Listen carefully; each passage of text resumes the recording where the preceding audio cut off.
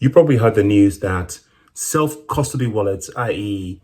cold wallets, wallets on your phone, etc., are now banned in Europe. Now, that sounds really alarming, and it actually is, but it's quite not as immediate and as bad as it sounds. So I'm going to talk about that in this video. I'm a little bit out of breath because I just came back from running a little bit. So yeah, I'm not as fit as I used to be. So bear with me. So anyway, in Europe, or in member countries of the EU, countries that are subject to EU law, unregistered or unverified self-custody wallets are now made illegal by a new law that has been, implemented. But it would take about 3 years for them to fully roll out this law, because these kind of laws take a little bit of time, okay? And these are some of the things that you can do if you're in the EU to prepare for this. Not financial advice, of course, do your own research. So basically, if you have your crypto in a centralized exchange like Binance, like Coinbase, that's perfectly fine because those are well-known wallets and the government can track them, etc.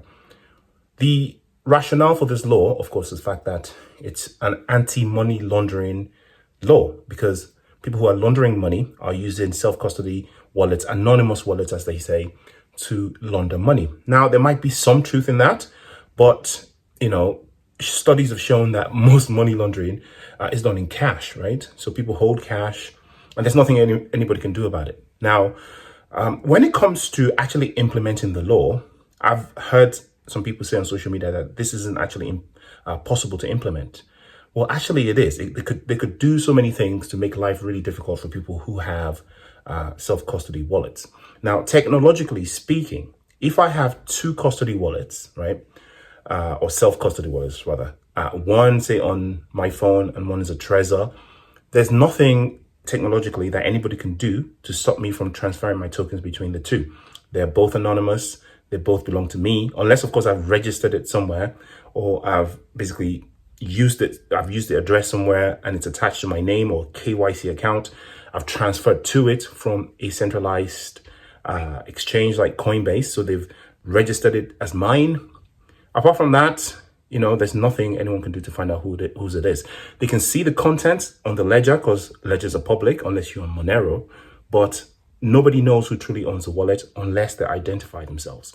Now, that's what they have problems with, because one, obviously they're going to say it's an anti-money laundering step, but what I think really is a tax evasion issue, right? So it's not the government, I don't think, cares as much as we might believe that they do about money laundering. I think they care more about tax evasion. I think that's what they're more interested in, how to tax people and how people are getting their money out of banks and put them in self-custody wallets and opting out of the system, if you know what I mean. And they realize, especially in Europe, that there is a massive depression that's coming with the way we're printing money and spending like crazy and the way everything is going, that people are opting out of the banks, and the banks are lobbying the governments to do something about it.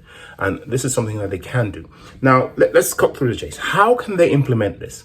Well, I've already alluded to the first step, which is registration. So if you have your crypto sitting on like Binance, Coinbase, KuCoin, Kraken, Crypto.com, Uphold, any one of those guys, they could easily block transfers to wallets that are not in the whitelist. So people are expecting the government to ban things individually. Now, what they would do is ban everyone and then include the people that can transact, okay? So create a whitelist, not a blacklist. So this whitelist will be circulated to all exchanges like Binance, Coinbase, the centralized exchanges. And if your wallet is not on the whitelist, the global whitelist, then no transfers will happen, okay? They would just basically, I don't know if you've noticed, right? A lot of these exchanges have implemented a verification stage when you transfer money, right? When you withdraw money from Binance, it used to just go once you've completed the two-factor authentication. Now there's a verification stage that's been added, and that actually happens before the 2FA, right? So they can still block the transfer, right? Even if all your 2FA pans out. And the next step of that, of course, would be to test the address against the whitelist that they've been provided by the government. So what is the solution? Well, DeFi, that's the solution. So if you already have your money on your cold wallet, like many people do, you've opted out of the exchanges, you've got your money out of the exchange because you understand anyway that not your keys, not your crypto. It's truer now than ever before, especially in Europe. And of course, the United States government is probably watching this and thinking, wow, what a great idea. Let's just do this whitelist. It's only a matter of time before they share the whitelists with the US government and they share it all across, the world with each other. And then, they have this repository of everyone's address and everyone's wallets. So they can, attach it to your address, your face, etc. Completely different video, but that's what's going to happen. And you won't be able to transact in centralized exchanges, which is why DeFi is more important than ever before. There's nothing that we can do now in the centralized world that we can't replicate or even do better in the DeFi world, right? The only problem is if you do DeFi, you have to be a little bit more responsible. You have to be a little bit more careful because, just as you have freedom to transact, you have freedom of responsibility. To quote, is this Spider-Man's uncle that says, with much power comes much responsibility. Totally true when it comes to cryptocurrencies too. So yes, the law has gone in. If you've been hearing about it, this is true. And yes, they can implement it, but we do have ways around this. And it's best to start preparing now than waiting till the last minute before these laws are actually rolled out. Not financial advice, your own research. I'll see you in the next video. Peace.